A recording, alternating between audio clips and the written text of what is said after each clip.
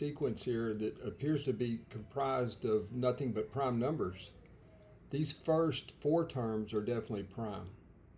Now it takes some time to prove this. It takes a little bit of time. 31 is known to be prime. It's not too hard to figure out 331. Just check the square root of 331 and check that it's not divisible by any primes less than the square root of 331. In a similar fashion, you can show that all the rest of these terms are prime. In fact, I just didn't list them all, but there's still some more after this that are prime. So it looks like you have nothing but primes. One is neither prime nor composite, I think. But anyway, composite means it's really the antonym. It's the opposite of prime. It means it's any number with a divisor between 1 and the number itself. Okay, that defines composite number. You can think of it as the opposite of prime.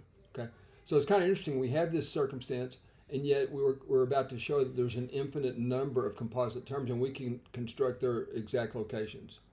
Okay, now just to this took some time right here, but it's pretty clear that this guy right here would be a sub 2, right? This one would be a sub 3, and so on. And it's not too hard to see that. You can prove that by, I don't even think you should use induction. It's just obvious that this guy right here describes a sequence. Notice for a sub 1 would be 10 minus 7, which is 3, divided by 3, which is 1, okay? Now, a sub n is clearly an integer, even though it looks like a fraction, but it does reduce to an integer, okay? So it's enough to show that the first thing we're going to show is that we're going to find some n such that the numerator is a multiple of 17, which is a natural choice given the 7 that appears right here. Now, we start out with this basic congruence. 10 is congruent to negative 7 because 10 minus negative 7 is 17, which is trivially a multiple of 17.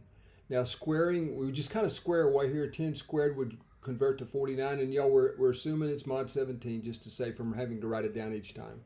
Okay, minus 7 squared is 49. This is the same as 15 because 2 times 17 is 34 with a remainder of 15. We square away right here, and in a similar fashion, this number has a remainder of 4 when you divide it by 17. This is an easy square right here. You get 16, which is already reduced modulo 17. And in our very last step here, we hit pay dirt. We got something that's congruent to 7, which is going to make this top part 0, but that's going to mean congruentially that it's a multiple of 17.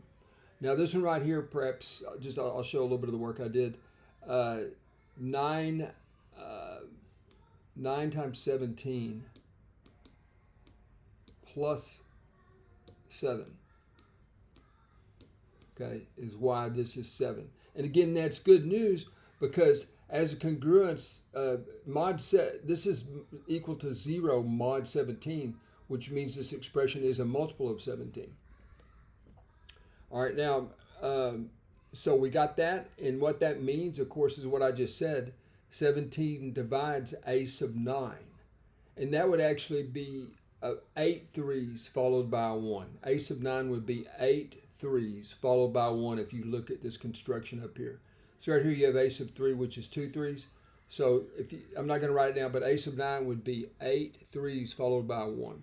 So we're halfway home, folks. The n that we found was 9. N is equal to 9.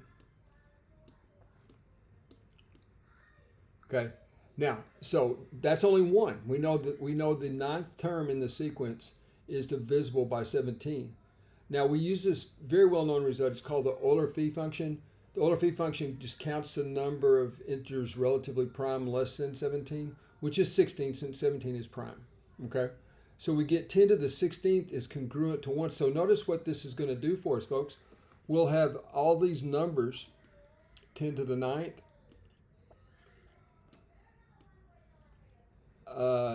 and then if you multiply 10 to the 25th,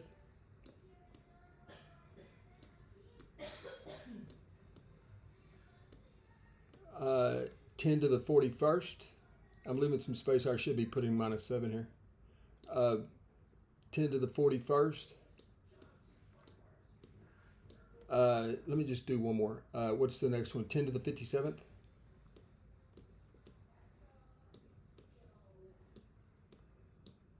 Okay. All minus 7. Okay. All of these guys are going to be divisible by 17, and so on. Okay.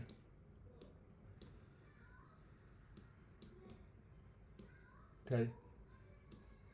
Every one of these, because you see, 10 to the 16th is just 1, so we can multiply 10 to the 9th by 1.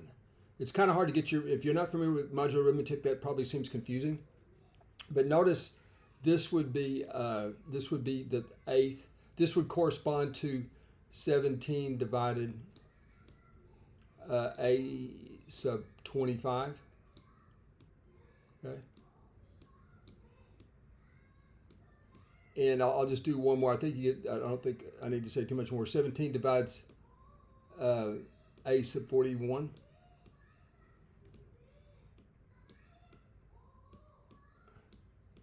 And let me just put dots here.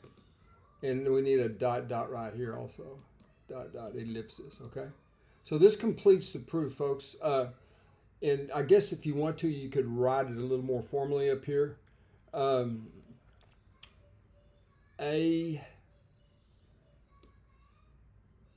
to the, let's see, A sub, let's do it like this. A sub 9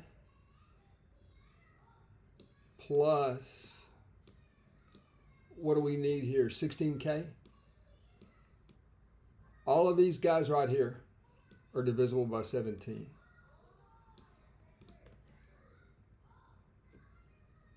Let me write K equals 0. Hopefully this summarizes it satisfactorily, everybody.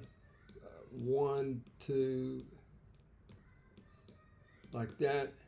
And so all of these are divisible by 17. 17 divides that object. Okay? So you can construct them. Check it out. And it's always going to be one less 3 than the subscript. Okay? But we have shown that 17 divides in infinite number of terms since there's an infinite number of non-negative integers. Okay? That does it, folks. Let me know if you know another way to do it. But the Euler phi function really helped us out quite a bit. You could eventually compute this yourself. 10 to the 16 is congruent to 1, but this kind of helps you out some of this theoretical result. Okay. Good day.